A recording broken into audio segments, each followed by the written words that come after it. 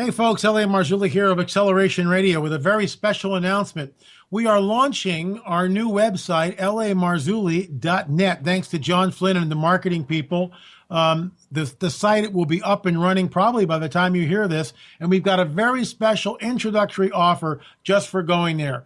Folks, we've got the Watchers 8 box set, all 8 of our Watchers DVDs in one box, Watchers 1 through 8 available, plus further evidence, plus a free calendar, plus a 1 month free trial subscription to our e-magazine, all for 99 bucks. That value is about $190 for a limited time only, 99 bucks, because we're excited about the new launch of the new website, lamarzulli.net. But folks, you can also check out the Watchers at watcherstv.com, watcherstv.com, and we've got promos there. You can hit Watchers 3 and see what Watchers 3 is about. watcherstv.com, lamarzulli.net, our new website. We are really excited about it. And remember, folks, if you go there for $99, you get the Watchers box set, all 8 of our Watchers DVDs. Incredible information there. The Torah codes, the Shroud of Turin, UFOs, elongated skulls,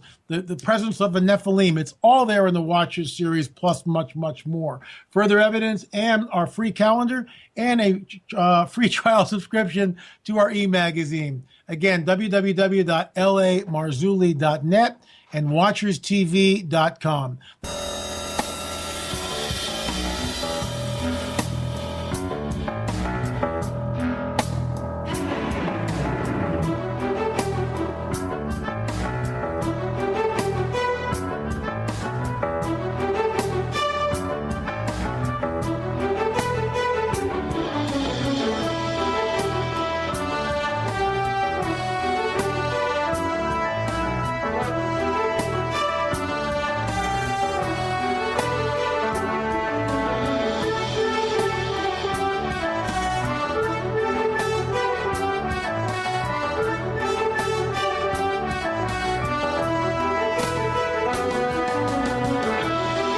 War coming in the Middle East? Are we headed towards a one world government, a one religious system? Will America be attacked again? Do ancient prophetic texts warn of a time we are living in? Are we in the last days, the time of Jacob's trouble, the end of the world as we know it? And what of the increase of UFO sightings? While we may disagree as to what is causing the phenomena, we can agree that it is real, burgeoning, and not going away. Is this the coming great deception that ancient prophecy warns us about? Does time seem to be accelerating? Join me, your intrepid host, L.A. Marzulli, as we explore these and other riveting and stimulating topics. This is Acceleration Radio. And thanks for tuning in, ladies and gentlemen. This is a very special edition of Acceleration Radio. We have a big announcement. It will come after the rant, and hang on to your hats. We're excited by it. You might not be, but we are. And with that in mind, let me just get right into it. The lead story is this, and this is something we really need to consider, folks, with everything that's going on the planet. You know, you look at Fukushima, radiation now reaching the western shores of the United States of America. We look at what's happening in the Middle East with the Arab states forming a 10-nation confederacy, the Sunni-Shia war that's going on between the two different sects of Islam. We look at the genocide in Syria. We think about Hezbollah in Lebanon and Hamas arming to the teeth to go up against Israel to wipe them off the map. And of course, Iran wanting to produce a bomb to then use on Tel Aviv, no matter what they say. Can we really trust the Iranians? But, you know, with all of that that's going on, and the dollar is strong right now, but, you know, Russia's being hit with the whole oil deal and everything else. I wanted to get, this is one of the stories that we need to really understand. This story should be at the top of and it's this. I'll just cut right to it. This is the lead story for today here on Acceleration Radio. Are you ready, folks? Hang on to your hats.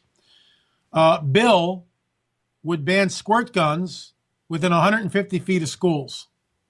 There you go. So with everything that's going on, this is what we're focused on here. And I'm going to read this to you. This is what these guys, the Tennessee House of Representatives, passed a bill Monday night that makes it illegal to take a squirt gun, but not a real gun, within 150 feet of a school. No squirt guns allowed. Keep those nasty little squirt guns to yourself. No squirt guns. The new ban was included in a larger bill that would nix any local laws prohibiting people with gun permits from taking guns to park.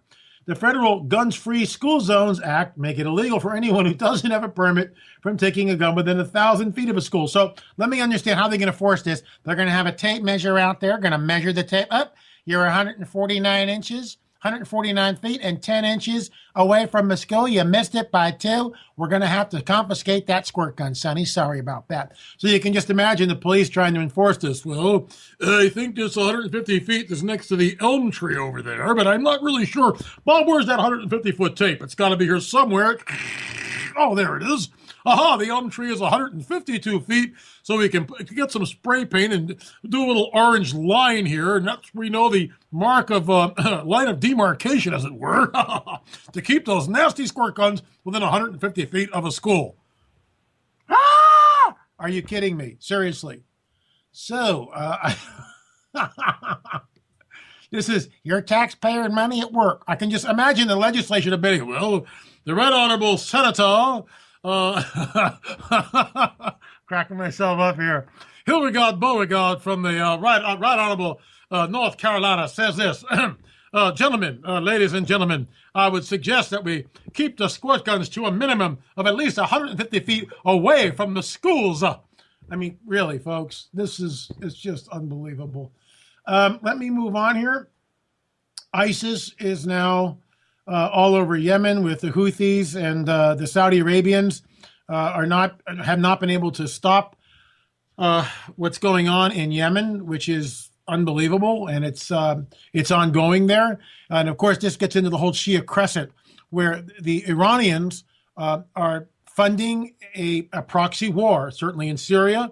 What we see happening there, propping up the Assad regime, propping up Hezbollah in the north, arming Hezbollah. We know this has been going on, and now, of course, in Yemen with the Houthis. And I blogged about this, years ago, and I'll stick to it again, that there are 2 major waterways, the Strait of Hormuz and the Gate of Tears. One is by the Iranian coast, the other one is by the Yemeni coast. And of course, if these 2 waterways are choked militarily with a dirty nuke or however they do it, it doesn't matter. The point is, if they do it in some way, that chokes off, 30 to 50% of the world's oil. Everything, and the oil stops flowing, and of course, that is the life's blood. We're looking at World War III, because you start messing with the oil, you're in big trouble. Hold on. So this is what's going on the planet. And, of course, Fukushima radiation is now reaching North America's shores, and we're being told by the pundits, well, LA, nothing to worry about there. You can go swimming in the ocean 1,000 times every day for the next year, and it won't bother you at all. Meanwhile, the seal pups are washing up on the coast. There's an anchovy seem to be missing. The food chain is being erupted. Starfish are disintegrating, but don't worry about Fukushima. It has nothing to do with it. Folks, I don't know what to believe anymore. It is just unbelievable what is going on the planet. Earthquakes all over the place. We've got record drought, record snowfall, record cold, record warmth. It's just non-ending. What's interesting to me is, and I talked about this on Acceleration TV, is that just several days ago, I think it was Good Friday, last Friday, they bombarded our area north of Los Angeles. I've never seen chemtrails like this. I mean, they were spraying all day. There was a grid of chemtrails. People sent them to me. I was out there filming it. So just unbelievable. And of course, most people look at this and, oh, those are just chemtrails. They've been there forever. Oh, what have you been smoking, buddy? I mean, that kind of an attitude. And folks, the problem here is that I don't remember chemtrails when I was a kid. I saw contrails and jets and continue to see contrails today. Chemtrails are different. When they're laid down, they begin to billow out, and you watch them expand. They don't dissipate; they expand. And if they're laying down a grid, in several hours, the entire sky is this milky white, silvery color, and that's what was going on here on Friday. Guess what, folks? Before Friday, the 0 rain in the forecast. 0 rain in the forecast. Now, 90% chance of rain today in the Los Angeles area. Get your umbrellas out, and remember, folks. You don't need us to tell you that gas prices are back on the rise. It's my wife's laughing in the background there. but it's true. I mean, everything is a managed agenda, as Chuck Misser likes to say, but it's true. It's managed. They are spraying the skies. When I was in Knoxville, I couldn't believe the amount of chemtrails. I couldn't believe the amount of chemtrails in the sky. And look, Knoxville Airport is small. I mean, they don't have, it's not like LAX, this huge international deal. Yeah, they got planes coming in and out, but it's not LAX. So what are all these jets doing flying around Knoxville? It's just unbelievable. And it's like the whole sky was crisscrossed. Same thing in the undisclosed location in Ohio, where I was several weeks back on an archaeological dig there. And no more about that later. But the bottom line is this, that the chemtrails were everywhere. I mean, everywhere, all overhead. What are they doing? Every city I go to, chemtrails, chemtrails, chemtrails. And yet the people, American people, won't even look at it. They don't, the late Dr. Roger Leary used to say, people never look up. They look straight ahead or down on the ground. They never look up. And he's right. They never look up. They never look up. Roger, we miss you. We really do.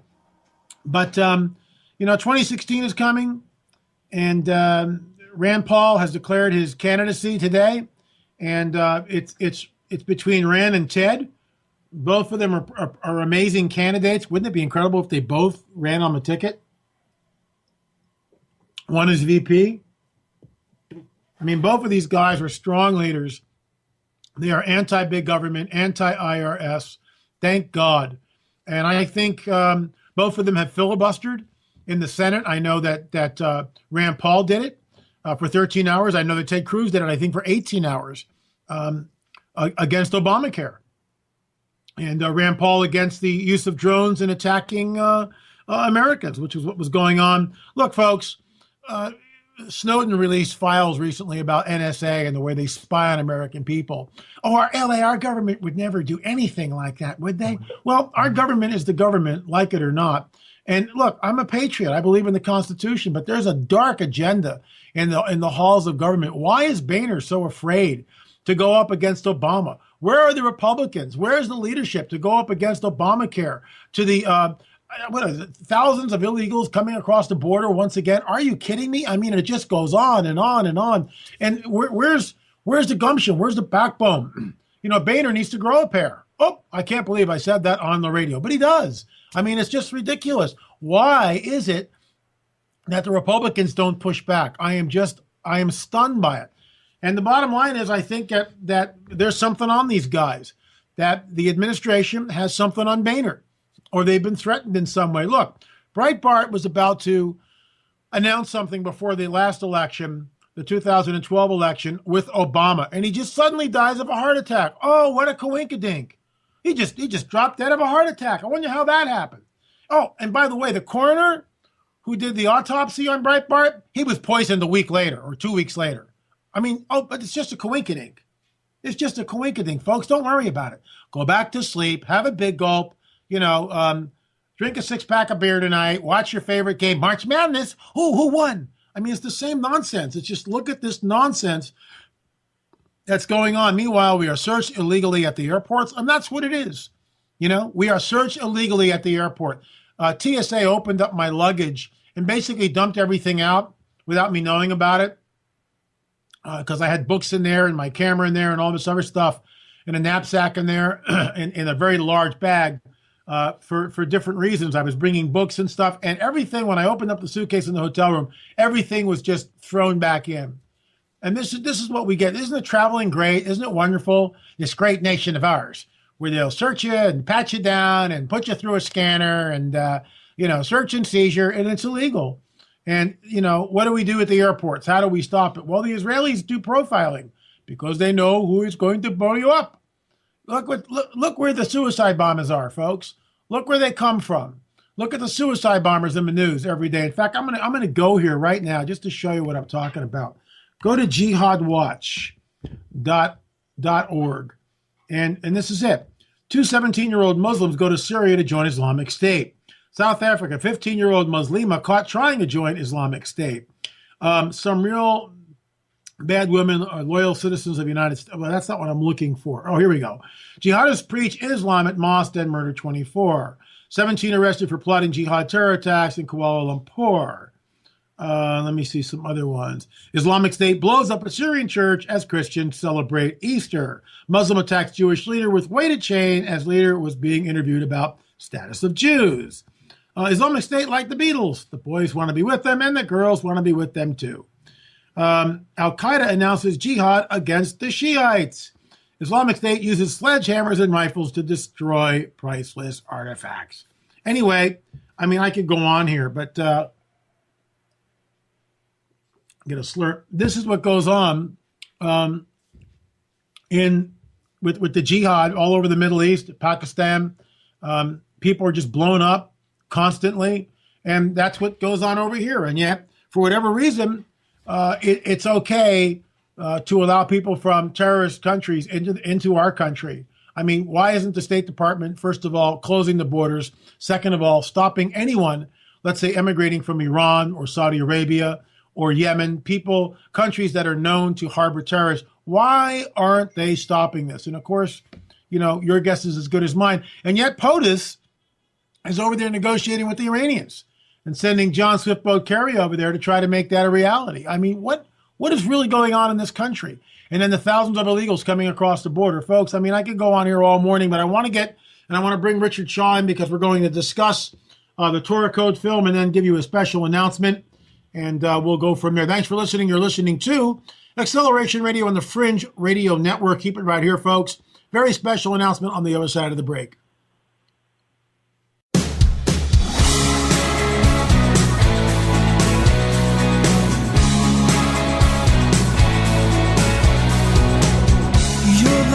Of sinners that transforms us into saints, and I'm so in love with you for what you've done for me. Here I am to worship you without any restraint. You're the only way, the truth, and life that makes me free. In adoration I worship you, Lord. In adoration I give you everything. In adoration I bow before your throne.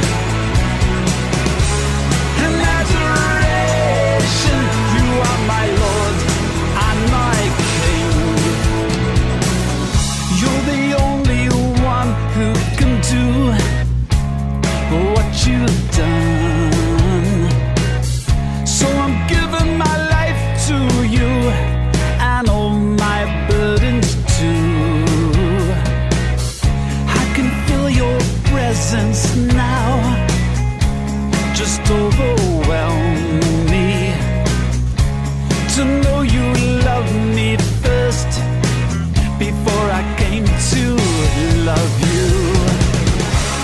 In adoration I worship you, Lord. In adoration I give you everything. In adoration I bow before your throne. In adoration you are my Lord and my King. And I'm so glad, happy to receive the joy of your Lord for those who believe.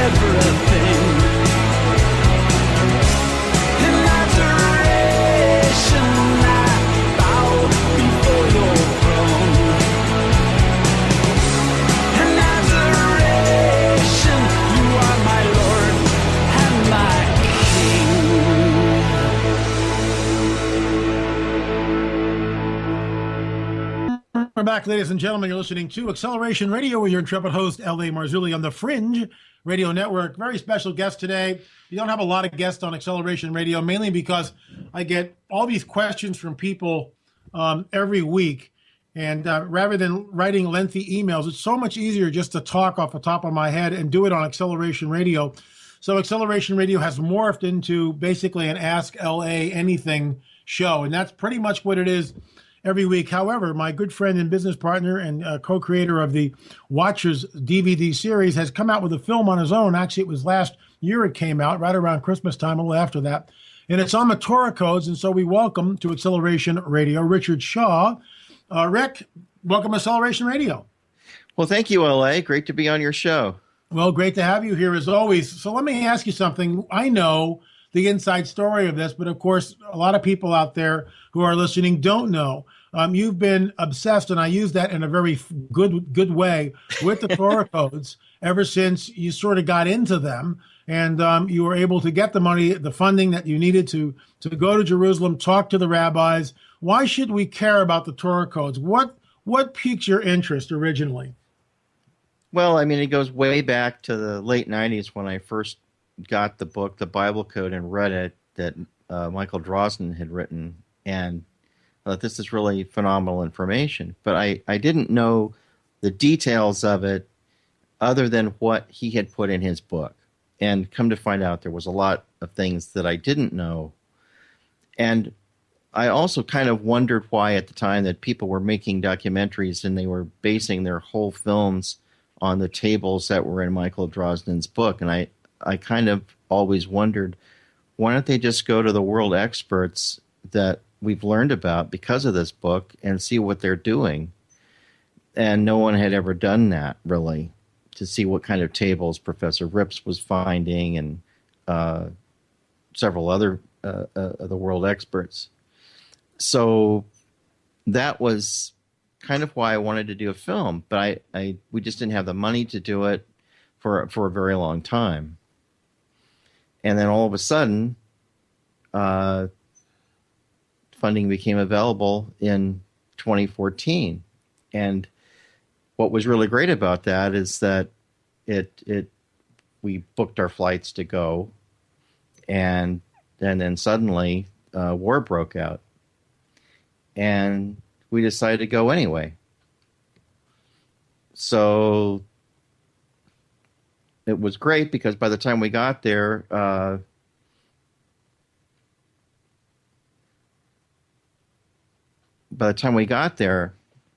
there really wasn't any more shooting going on.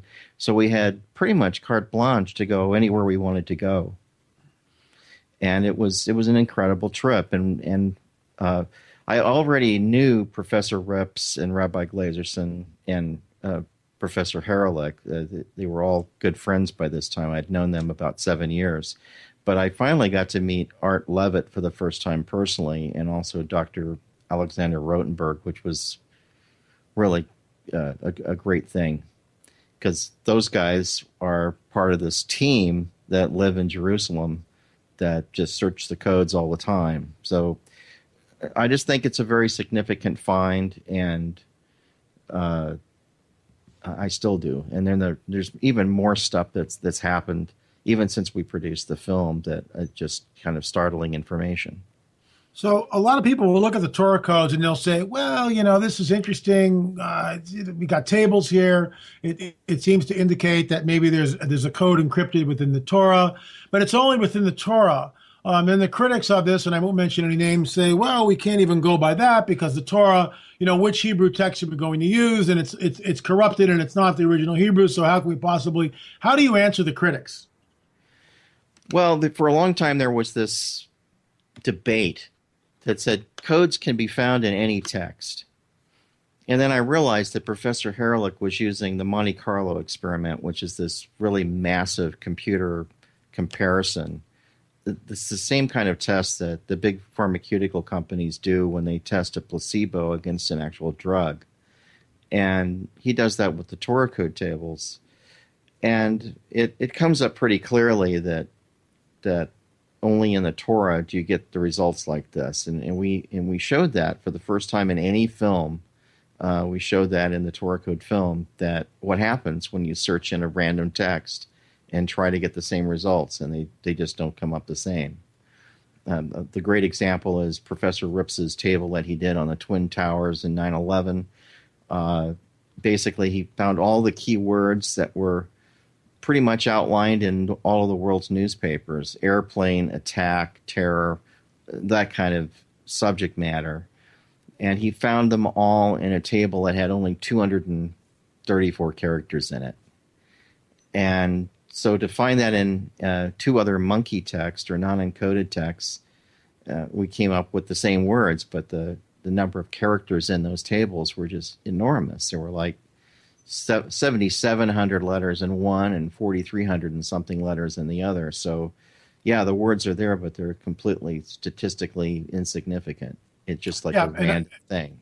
In other words, the skip between the letters might be, 240 skips between letters, whereas what, Rips or Glaserson or Haralick finds, the equal distant letter spacing is much, much more compact. And sometimes, and I think Professor Rips is the one that finds entire sentences sometimes in the code. Speak to that, Rick. Well, yeah, what Professor Rips is concentrating on right now, and partially of what you're saying there is true, but mostly what I was referring to was the size of the table versus the information that's contained within it. And if you go to pinlight.com, you can see that example on my website where we did that comparison with two other tables, and these other tables were huge, had an enormous volume area of, they call it a text population, whereas the one that came out in the Torah was found almost entirely in chapter 20 of the book of Numbers. So I mean, you have to wonder why all of that information was clustered into one chapter. But also what you're saying is very much true, but it's not the same with all of the Torah Code researchers. They each kind of take a different approach in how they do this.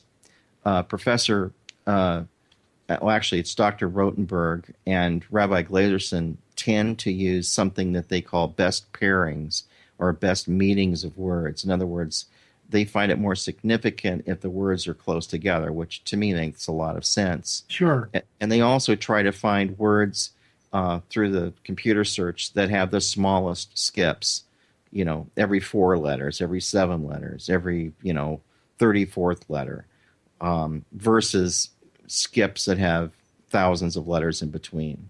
Mm-hmm. And that's what they usually do. And to me, that's just common sense. That just kind of, if it's doing that, if you can find these words and there's very little space between the letters, then to me that seems intentional. Let me ask you this, and you and I have talked about this, and I know it, but I'm sure a lot of listeners out there don't know this. And this is sort of Torah Codes 101.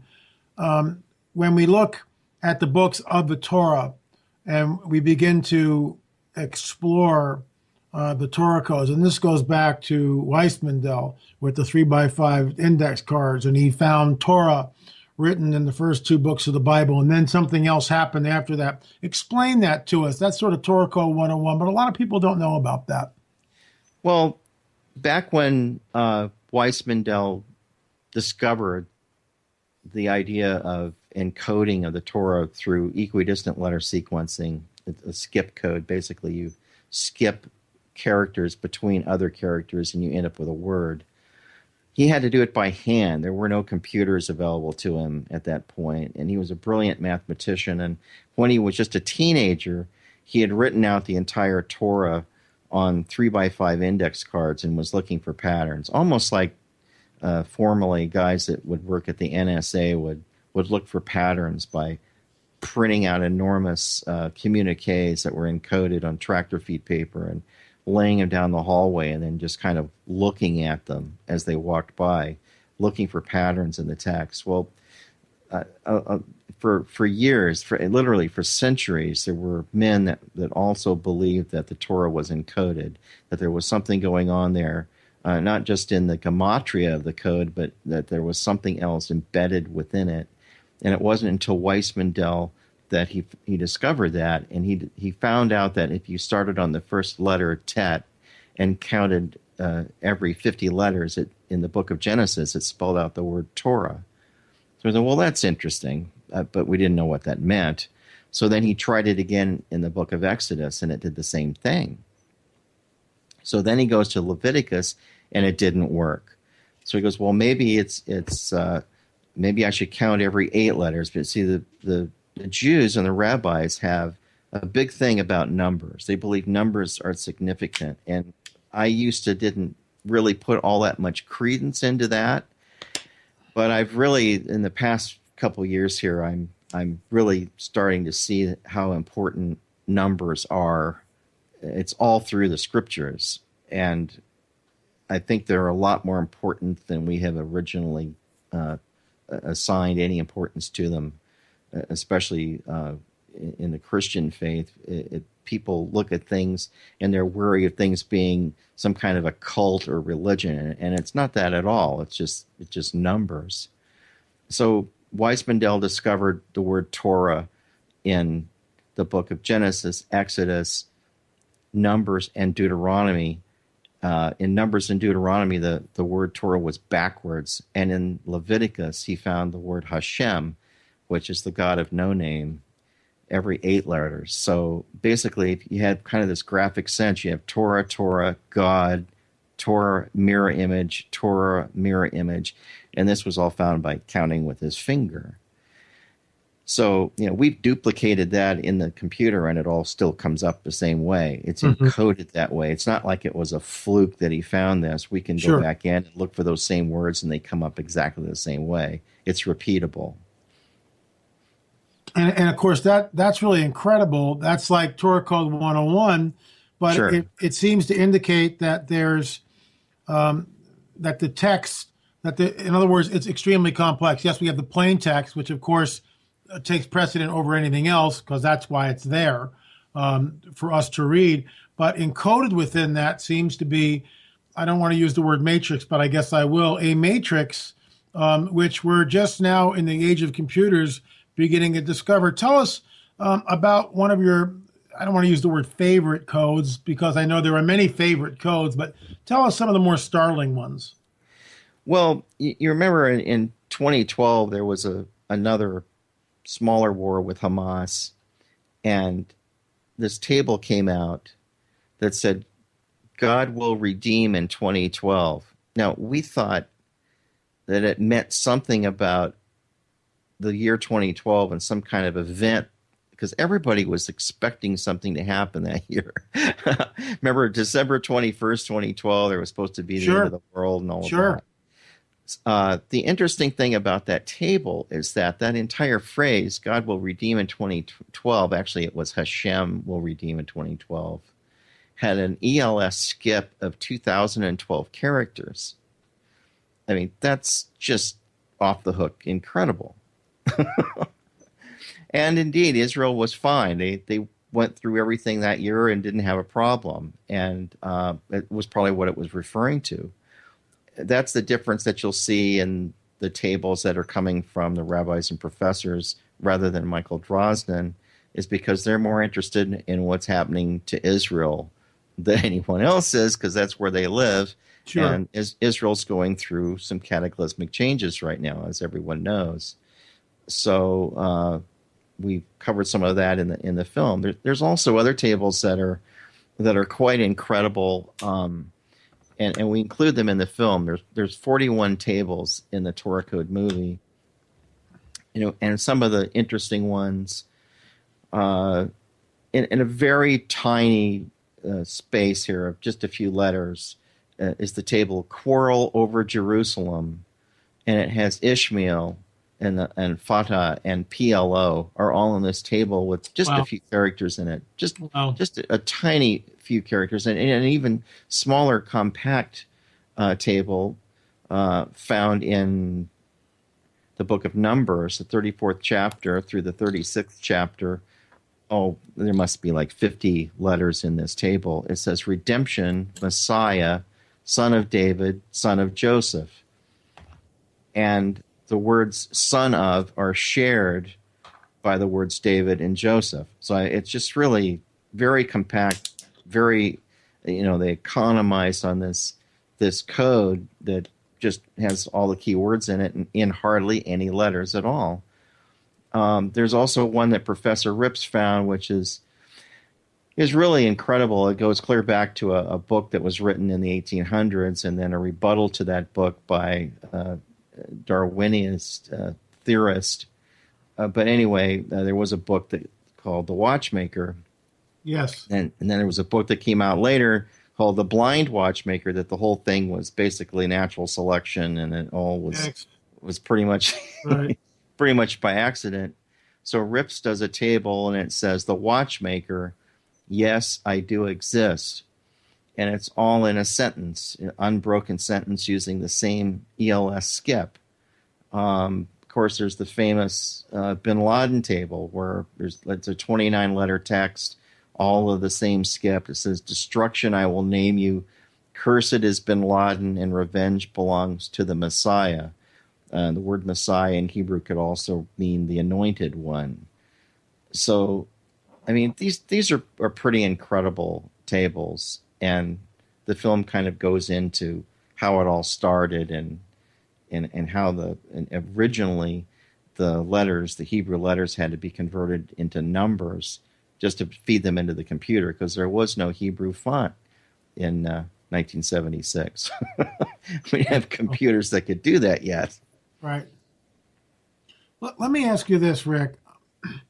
Would it be safe to say that the Torah codes point to a supernatural paradigm? Would it be safe to say that?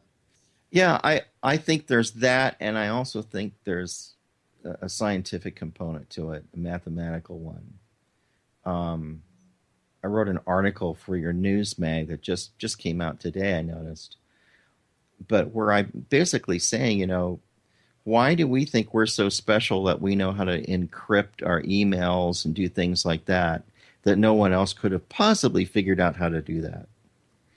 And it seems very clear to me that the Torah, especially the Torah, there may be other books in the Bible that are also encoded, but not the same way that the Torah is. But the Torah is definitely encoded. It's just, there's no question about it. Stuff comes up in the Torah that doesn't come up that way in any other book. And I think that it refers back to the book of Daniel, shut up the words and seal the book until the time of the end. And as I tell everybody, how do you seal a book that everybody's already reading? The only way you could do that is to encode it in some way. And the encoding would be like a key in a lock, that when we have the knowledge and we have the computers to be able to unlock it, that is basically an era where all of that can happen. And we see other scriptures that talk about the end of days and a certain length of time and when this is supposed to occur and that knowledge shall be increased. And I believe very much we're in that period. And yet we don't have proof of it because people have thought that before, except for the fact that on some of the tables that we're finding, specifically the Netanyahu table, which I think was really amazing, the plain text under all of that talks about when you're in the latter days. And the word Netanyahu appears over that.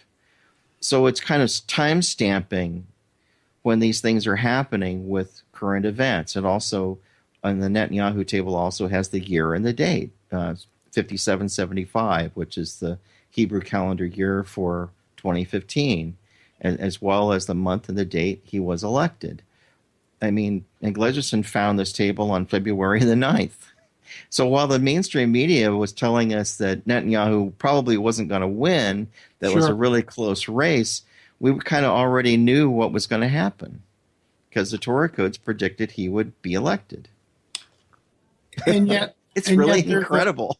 It is incredible, and yet there's an element within the rabbinical structure of the Torah codes that says, well, we really can't use it to predict. And yet it seems like, since I've been following this with you for the last 4 or 5 years, it's sort of loosened up a little bit. In other words, Rabbi Glazerson, that's predictive. That's a prediction that he had. And I remember when we first got into this stuff with you, well, we really can't use the Torah codes to predict the future, but that's in fact what Rabbi Gleiserson did with that table. Where am I going wrong? Well, this is a hard one to answer because we just don't know. I know Professor Rips put out kind of a white paper that's available for anyone to read on the internet, believing that the Torah code should not be used as a predictive tool like a crystal ball. And it's because that we don't always understand the information we're getting. In the case of the Netanyahu table, it's pretty darn clear. There's really not much ambiguity there. And while some people might say, well, maybe it did and maybe it didn't, to me it actually did. And there are other instances where the Torah has actually predicted. But then there are these fuzzy gray areas where we don't know what words to put in to search the Torah for future events. For example, if you were living in 1999, you wouldn't have known that there was going to be a Twin Tower attack. So how would you know then to put those keywords in and search for the words Twin Towers? Mm-hmm. You wouldn't. That wouldn't come to mind most likely. And then if you found other words, then would you say, well, it's going to be attacked or airplanes are going to attack? I mean, you'd have to really stretch with your imagination to look for those key words. Because, I mean, a terrorist attack could take many forms. And people often don't understand how Torah code searches work. They pretty much think that, search for my name in the codes and see what comes up. And that's just sheer nonsense. That's not the way the codes work. What you have to have is an idea of all the keywords that you're searching for all at the same time. So, like we did for George Norrie, because he asked to have his name looked up. Well, yeah, we might find his name, but first of all, we don't know if it's him or another George unless we do some research. So we had to have his birth date. We had to know the time of day he was born. We had to have information about his occupation, what he called himself, which was a broadcaster, that he's on the radio. All these things are on the Pinlight site, by the way, if someone wants to see the George Norrie tables. And it took 3.5 weeks to get this information. It wasn't an easy thing. That's why I don't ask the rabbis and professors to do this unless I think there's going to be some benefit from it. And in this case, we had 3 million viewers listening to the results of these tables. I thought that was important to let people know what the Torah could say about George Norrie. And indeed, it was profound. Professor Rips found an entire sentence about George Norrie, who's the host of Coast to Coast AM, and a friend to both L.A. and myself. And it comes up where it says about him, loves the paranormal but clear cut. And that's really describing his personality quite well. And then intersecting that sentence, it says radio. And off to the side, it says Norrie and then broadcaster. I mean, that's pretty much it. But I think the really interesting one was, and really it all happened so fast, I didn't really get it until I was reading it to you the other day, L.A., was the one that Professor Herlich did about George, and he came up with this table, which is really small, and it all ended up, I think it was chapter 34 of the Book of Numbers, but basically it ended up within 7 or 8 verses, all of the George Norrie words. Now you have to ask yourself, why would this all be clustered together in one chapter of the Book of Numbers within a space of 7 or 8 verses? Now, it could have been just scattered throughout the entire Torah, and we could have still found a table, but it wasn't that way. This was like intentional. And those words were George Norrie, radio broadcaster in the USA.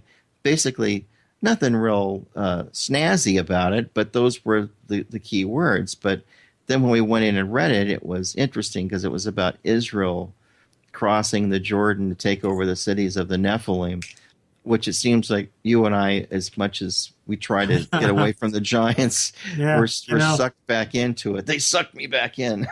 It's like, it seems like that's information that's supposed to come out now for some reason. And that's why we're on the trail. Rick, how do we get a hold of the Torah Code film? Well, it's available on your website, lamarzulli.net, and it's also available on Amazon. So either way. Great. That's www.lamarzulli.net. But we have a special announcement, and we want to get to that. The first thing is that we have hired a marketing gentleman by the name of John Flynn, who has come aboard Spiral of Life and Pinlight. He's our marketing guy, and we've met with him a bunch of times. And strong Christian man, loves the Lord, but he's got a real nose for marketing. And what we've done is we're launching basically a new site, and I think you'll find that maybe even tonight, if you go over to www.lamarzulli.net, you will see a completely revamped, reworked website, which is just incredible.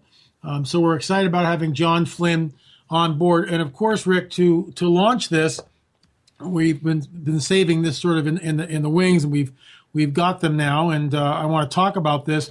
Rick designed the Watchers 8 box set, and it is just incredible, folks. When you open it up, you see all the DVDs. They're right there, Watchers 1 through Watchers 8, the entire Watchers collection now available in one box set. But, that's like alone, if you were to buy them singly, that would be $160 value. But what we're doing, get this, folks, because we're launching a new website, we want to get the word out. So you get the Watchers 8-pack plus further evidence.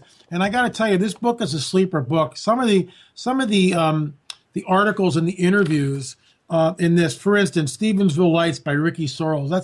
This is the guy that put Stevensville on the map.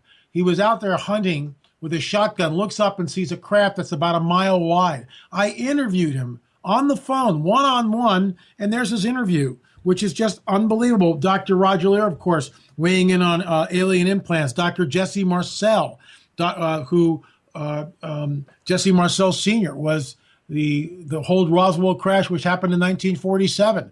And now his son, again, it's a one-on-one phone conversation, written conversation with Dr. Jesse Marcel Jr. That's just some of the highlights in further evidence.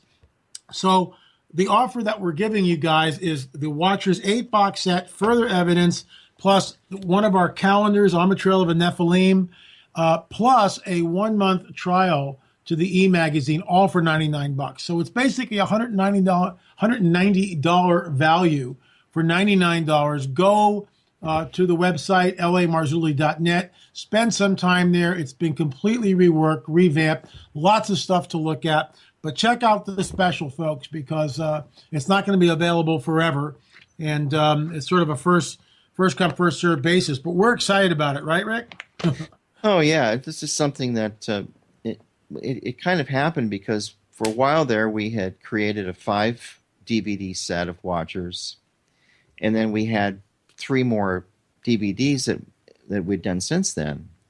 And it just became too bulky and too heavy to mail to people and took up too much space on their DVD shelf. And really, the way these big studios are handling series right now and episodic shows is in really beautiful packaging and having it all within a really nice case where you can flip through and see the show that you want to watch. Well, we're not doing TV episodics. We're doing documentaries, and there is about 10 hours of footage here. So it's really a lot of information, but now you can have it all in one box, and all of the artwork's been redesigned so that it all matches, and I think that people will really like this. So, folks, check it out, www.lamarzulli.net. That is a new website. I think you'll find it incredible. Hats off to John Flynn and the team for designing this, and the launch is tomorrow, sometime on Friday, and of course, the special will be up there. So anyway, guys, thanks for coming on, Rick. We certainly appreciate your efforts, not only in Maturicos, but of course our team effort and ongoing effort with the Watchers series. We are working on Watchers 9, and actually Watchers 10 is up on the drawing board there. We are in the process of filming Watchers 9. We can't say doodly squat about it, but hopefully in a couple of weeks we'll be able to talk. Our lips are sealed. Our lips are sealed. Absolutely. Not a word will go out, but we're on to some pretty interesting stuff here, and that's all we can whet your appetite with. Anyway, folks, thanks for listening to Acceleration Radio on the Fringe Radio Network. Remember, folks, check out our new website, thanks to John Flynn and the team, at lamarzulli.net, www.lamarzulli.net. Check out the Watchers 8-box set, further evidence, one of our calendars, and, of course, a free 1-month subscription to our e-magazine. Have some interesting articles. Fritz Zimmerman, Natalina from Extraordinary Intelligence writes there, Tony Kail, just amazing people, right? Of course, Richard Shaw and myself with an interview, but there's a lot of wonderful stories there, a lot of wisdom, a lot of interesting investigative reporting. So check that out. And of course, you get 1 month free. And then if you're interested, I think it's $2 a month. So you can't beat the price. It comes right to your inbox, and there you go. So it's the 8-box set, further evidence, a calendar, and a 1-month subscription. lamarzulli.net. Thanks for listening to Acceleration Radio. And remember, folks, I'll see you either on the air or in the air. Good night, everybody.